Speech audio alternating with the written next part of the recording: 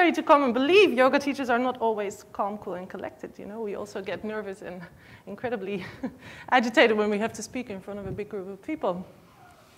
So to take it even further, if you were to meet me personally or walk into me on the street, you probably wouldn't place me in the category of yogi because I'm pretty loud at times. I'm not really patient at all. I love hip-hop music and I love to go fine dining. And there's many other things I love which don't necessarily fit into that whole yoga world.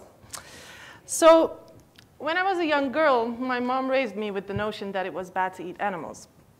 So as of a very young age, I adopted vegetarianism and I stayed away from meat. And the amount of time that I had to listen to people saying, oh my God, what's wrong with you? You don't eat meat. You don't know what you're missing.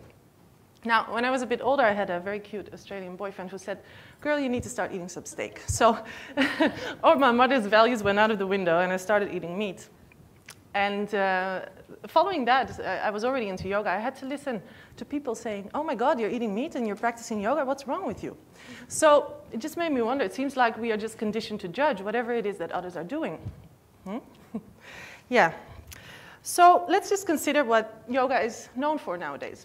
It's known for skinny girls folding themselves into pretzel positions on YouTube, girls standing on one finger in lotus on Instagram, and om-chanting individuals with an exaggerated sense of gratitude.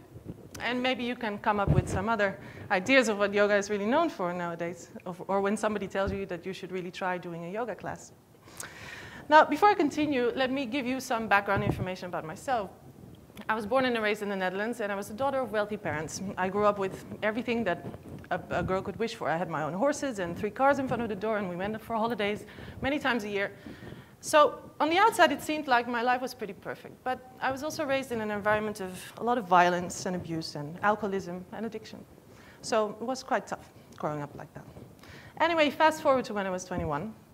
I was working as a bartender in Amsterdam, and due to my past, I think I was, at that time, pretty stuck in my own self-destructive behaviors. So without going into too much detail, I was pretty depressed. I had a lot of anxiety. I had some addictions, and I had a whole lot of physical and weird complaints, which the medical world couldn't really put their finger on. So following the advice of a friend of mine, I also booked a one-way ticket. And I went to Thailand. He had practiced meditation. I had no clue what he was talking about. I literally did not know the word. But I just thought, oh, that sounds interesting. I don't know. It was something that spoke to me. So I bought a one-way ticket, and I left behind my life in the Netherlands. I was a 21-year-old party girl, and I ended up in a Buddhist monastery in Thailand. And there I was forced to be quiet and look inwards and meditate.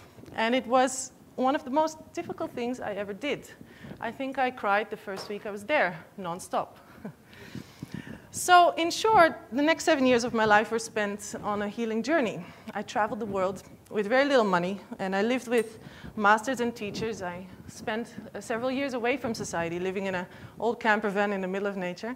I practiced yoga for hours and hours a day. I meditated, I studied nutrition and Chinese medicine. I lived on broccoli and brown rice, and I did all sorts of other things. Until at 28 years old, it was time for me to go into the world and share what I had learned with others.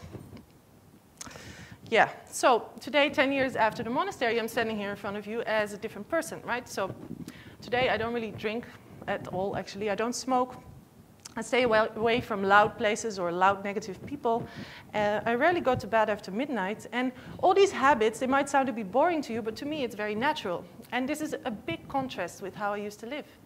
So what I mean to say is that all of this came by choice, not by force.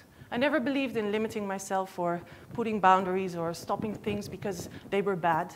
It just happened through practice and through the way that I decided to live. Another thing that yoga does, besides balancing you in many ways, it also regenerates the physical body. So studies have shown that 20 minutes of meditation, practicing 20 minutes of meditation a day, makes people happier, less stressed, and gives them a greater sense of purpose. And in addition, the physical practice of asana, so the postures and the breathing, it regenerates the whole system. It stabilizes blood pressure, it stabilizes weight, it works on the pineal and thyroid glands, and it has a lot of great health benefits. I mean, there are just numerous health benefits. So my question is yoga really for the skinny, overly flexible, or only for those who can afford to buy fancy outfits and mats? No, it's not really. Yoga is really for everyone who chooses to improve their life or wants to improve their life and who dares to take the journey inwards rather than outwards, which is quite a brave thing to do, I would say. So I feel very blessed and honored to have been able to practice yoga for the last 10 years and to be able to share my journey with the world and with others. And I hope this talk has opened your mind to a little bit of a different world, which is free from judgment and mostly free from illusion.